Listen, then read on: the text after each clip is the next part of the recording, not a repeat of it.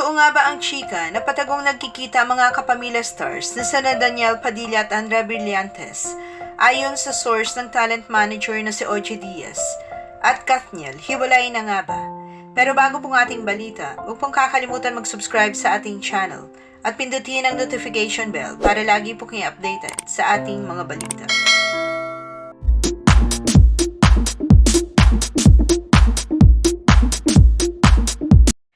Matatanda ang ilang araw na ngang pinag-uusapan at palaisipan sa mga netizens kung ano nga bang estado ng relasyon ni Daniel Padilla at Catherine Bernardo dahil muli na namang nabuhay ang balitang hiwalay na umano ang dalawa.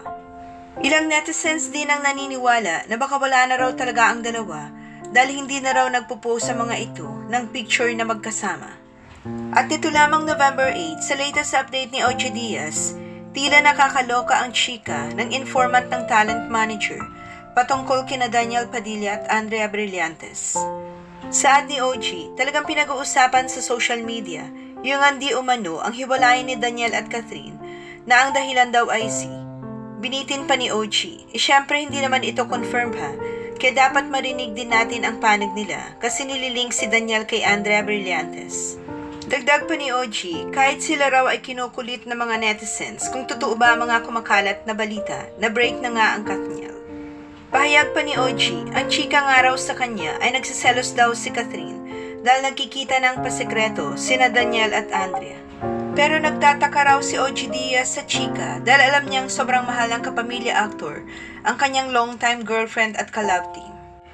Nabanggit rin ng source ni Ogie Diaz ang naging pananamit lately ni Catherine Bernardo na medyo sexy samantalang conservative si Daniel Padilla. At recently nga, ipinost ni Catherine sa kanyang Instagram account ang kanyang mga larawan kung saan nakasuot lamang siya ng two-piece. At ito lamang nakarang araw ay naging cover ng preview magazine si Catherine na ganito lamang din ang suot. Kaya saad ni Ogie Diaz, palagay mo gusto yan ni Daniel? Pag si Daniel nakita yan, talagang kukumutan si Catherine. Ganon ka-conservative itong si Daniel. Ang sabi pa rin ng source ni Ogie, kung totoong in a relationship pa ang Kathniel, ay mag-antay na lang siyang mag-post ng dalawa ng larawan na magkasama. Samantala, matatanda ang una na ring naichika ng talent manager na tila ayaw ni Catherine Bernardo na makasama sa kahit anong project sa Andrea Brillantes. Pero bago ito ay nagkasama naman sina Daniel at Andrea sa Pangako Sa'yo. Bukod pa dito, aminado rin si Andrea na crush niya ang aktor at minsan ring na-link sa isa't isa. Samantala, sa ngayon ay wala pang inilalabas na pahayag ang kampo ni na Daniel at Catherine, maging ang kampo ni Andrea Brillantes ukol sa isyong ito.